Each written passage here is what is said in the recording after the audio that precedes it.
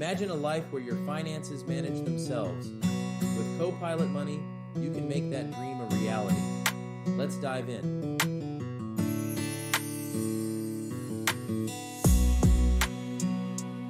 What's going on, guys? Welcome back to the channel. Now let me start off by asking you a question.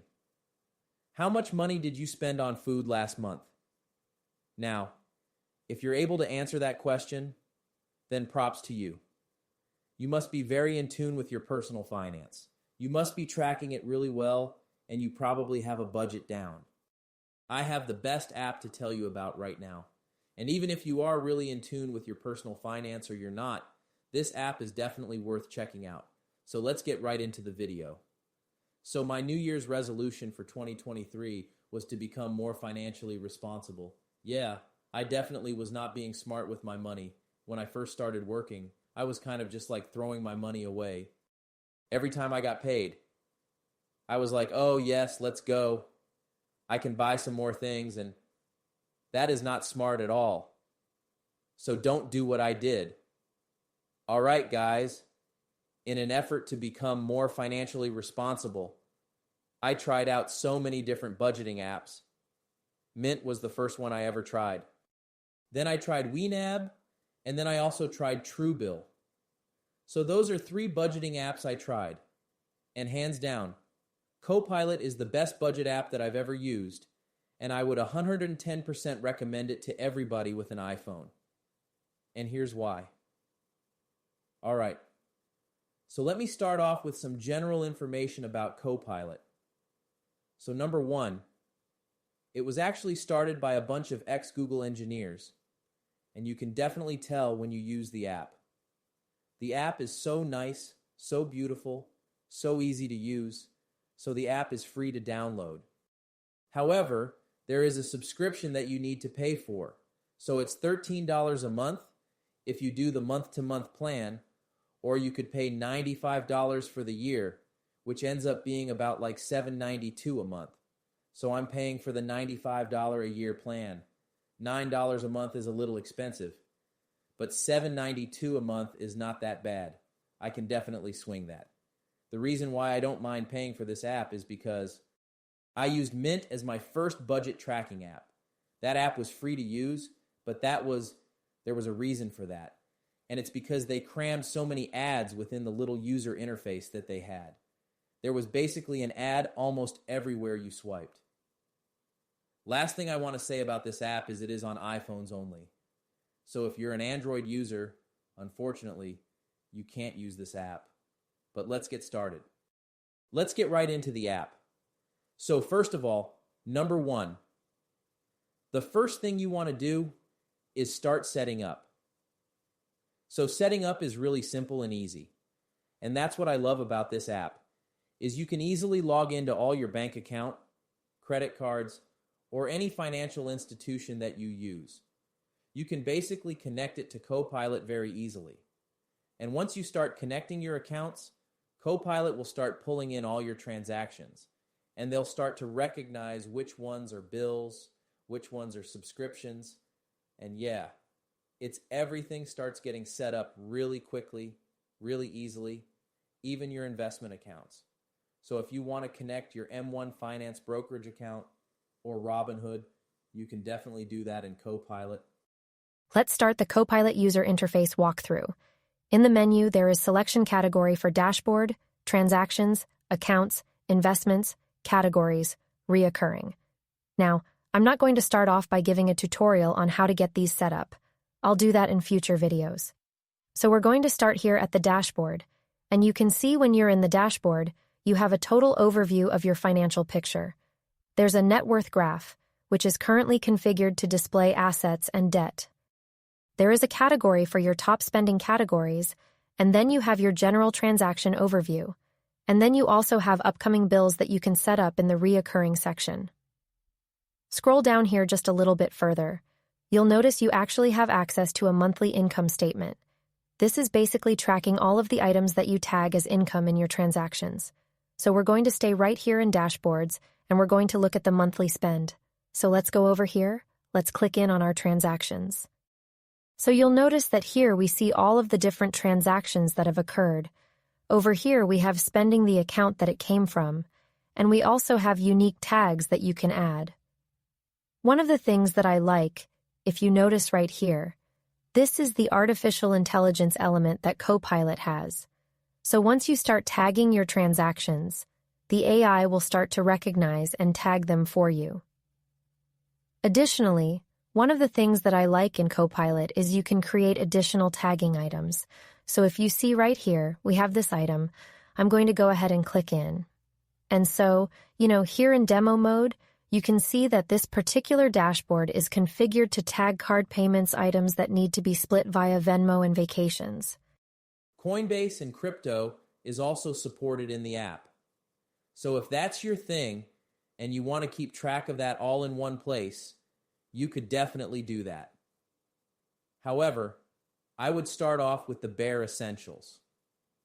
When you start, just make sure you get your checking account, your savings account connected in there. Make sure you get all your credit cards that you use on a daily basis in there so that you could really start tracking every single transaction that comes through. Because that's really the key to budgeting, is tracking where your money goes. And once you get all the account integration set up, next step is to start setting up your budget.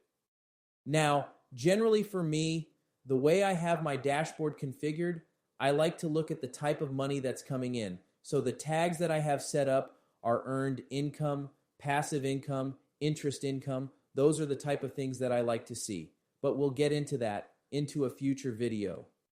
Now, one of the things that I like about the user interface here in the transactions, I like to use the filters. So when we come over here and we select filters, we can filter all transaction activity by specific accounts. We can filter by categories here. Again, this is one of my favorite unique features filtering by tag. So let's say if I wanted to look at card payments, so we can filter by that specific category. Another use of the tags would allow you to filter to by income type, such as passive income or gains from interest income, that type of thing. We also have we have a search. Download the app and explore those features. The thing that I do like is you can actually track these transactions per account. So if you come over here, you notice that we have all of the various payment information for this specific account. Let's navigate back to the dashboard.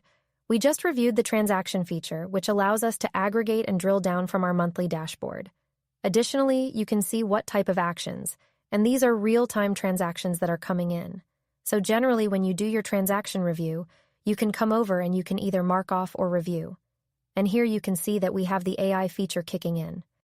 Right now, this is not financial advice at all. I'm not a financial expert, but a lot of financial experts do recommend that everybody follows the 50-30-20 rule. So what that means is 50% of your monthly income should go to your necessity.